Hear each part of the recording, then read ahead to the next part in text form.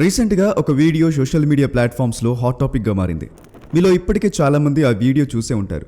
ఆ వీడియోని చూసిన చాలామంది చాలా సీరియస్గా రియాక్ట్ అయ్యారు. అందులో ముఖ్యంగా యాక్టర్ సాయి ధరమ్ తేజ్, మంచు మనోజ్లు రియాక్ట్ అవ్వడం మాత్రమే కాదు, ఈ వీడియోపై వెంటనే యాక్షన్ తీసుకోవాలంటూ 2 తెలుగు రాష్ట్రాల సీఎంలను డిమాండ్ చేశారు. సీఎం రేవంత్ రెడ్డి గారు వెంటనే యాక్షన్ తీసుకుంటామని కూడా రీట్వీట్ చేశారు.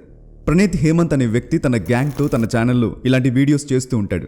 మూవీ రివ్యూస్, ట్రోలింగ్స్తో పాటు డార్క్ కామెడీ వీడియోస్ చేస్తూ ఉంటాడు. దాదాపుగా ఇతని ఛానల్కి 1,80,000 మంది సబ్స్క్రైబర్స్ ఉన్నారు. అంటే 1,80,000 మందికి ఇతని కంటెంట్ నచ్చింది అని చెప్పొచ్చు. అసలు ప్రణీత్ మరియు అతని ఫ్రెండ్స్ కలిసి తండ్రి కూతురు రిలేషన్షిప్ని సెక్షువలైజ్ చేసి చాలా నీచంగా మాట్లాడారు అని చాలామంది సీరియస్ అయ్యారు. ఎంతోమంది క్రియేటర్స్ కూడా దానికి రియాక్షన్ వీడియో కూడా అప్లోడ్ చేశారు. మీలో ఎవరైనా ఆ వీడియో చూసి ఉండకపోతే ఒకసారి చూడండి. బ్రో, ఆ ఫాదర్ ఆ డాటర్ కి ఏ రైమ్ చెప్తూ ఉండడానికి బాగా ఇష్టపడతాడు. Open your mouth. లేదు it will be more like open your mouth. చూసారు కదా, నిజానికి చాలా మందికి ఎక్కువగా అర్థం అయి ఉండకపోవచ్చు. ఎందుకంటే ఈ డార్క్ కామెడీ వీడియో అర్థం కావాలంటే అలాంటి డార్క్ మైండ్ ఉంటే తప్ప మీకు అర్థం కాదు. ఆ దరిద్రాన్ని నా నోటితో చెప్పడం కూడా నాకు ఇష్టం లేదు. కాబట్టి ఈ వీడియో చూడండి. What can be a word that the daughter can say to the dad which is sexual and also father daughter. Maybe will ఇట్లా చేద్దాం, from huge coat to no balls అనుకుంటా. అట్లా కూడా అట్లా అనుకుంటా, అదే దాని మీనింగ్. లేదు, యు మీన్ ఆమెకి no ball. Okay, in feel. అయితే ఇది కేవలం వీరి తప్పు మాత్రమే కాదు, నిజానికి వీరిలాంటి మెంటాలిటీ మనలో అందరికీ ఉంది. ఒకప్పుడు కామెడీ అంటే ఎంత బాగుండేది, కానీ ఇప్పుడు కామెడీలా లేదు, అడల్ట్ కంటెంట్లా తయారైంది. ఒకప్పుడు కామెడీ షోస్ ఫ్యామిలీతో కలిసి చూసేవాళ్ళం, కానీ ఇప్పుడు అలా చూడడం అందరం మానేసాం. కారణం అందులో ఉంటున్న డార్క్ కామెడీ. నిజమే కదా, కామెడీ సింపుల్గా ఉంటే ఎవడికి నచ్చట్లేదు. కామెడీలో కూడా మసాలా ఉండాలి. కాబట్టి కామెడీ షోస్ బూత్ కామెడీ షోస్గా ఎవాల్వ్ అయ్యాయి. Trollings, memes, standup comedy, dark comedy, ఇలా రకరకాల పేర్లు పెట్టుకొని కామెడీని ఎంజాయ్ చేస్తున్నాం. నిజానికి డార్క్ కామెడీ అనేది అందరికీ సెట్ అవ్వదు, అందరికీ అర్థం కూడా కాదు. ఈ డార్క్ కామెడీకి ఎలాంటి ఎథిక్స్ ఉండవు, ఎలాంటి లిమిట్స్ కూడా ఉండవు.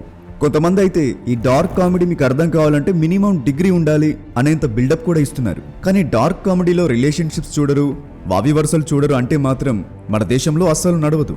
ఎందుకంటే వెస్టర్న్ కంట్రీస్ లాగా కాదు మన దేశం. ఈ దేశంలో బ్రతకాలి అంటే కొన్నిటిని గౌరవించడం తప్పనిసరి. అందులో ముఖ్యమైనవి ఫ్యామిలీ అండ్ రిలేషన్షిప్స్. అసలు ఈ డార్క్ కామెడీ ఎంత ప్రమాదకరమో ఈ వీడియోలో మాట్లాడుకుందాం.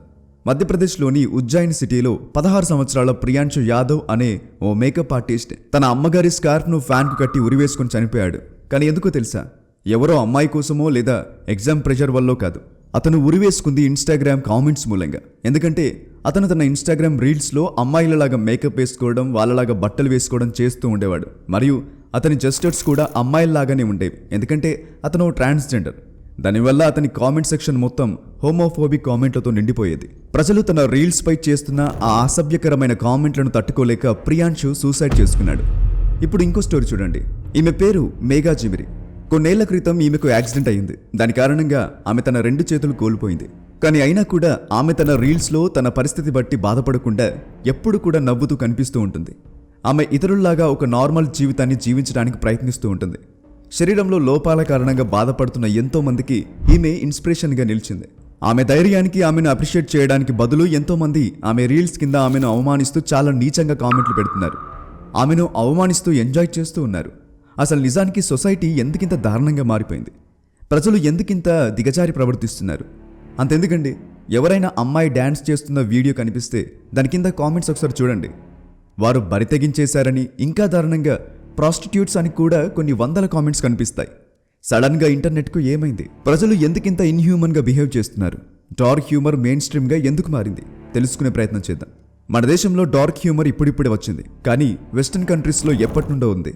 90sలో రిలీజ్ అయిన డాక్టర్ స్ట్రేంజ్లో, అలాగే జోసెఫ్ హెల్లర్ రాసిన క్యాచ్ 22 అనే నావల్లో వెరీ ఇంటిగ్రేటెడ్ డార్క్ హ్యూమర్ కనిపిస్తుంది. డార్క్ కామెడీ పాపులర్ అవ్వడంలో స్టాండప్ కామెడియన్స్ పాత్ర కూడా చాలా పెద్దది.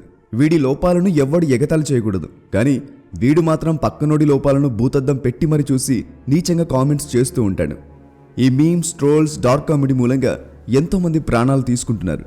ఇది మన కల్చర్ కాదు. మనం ఇలాగే ఉంటే ఈరోజు ప్రణీత్ చేసిందే రేపు ఇంకొకడు దీనికంటే ఇంకా నీచంగా చేస్తాడు.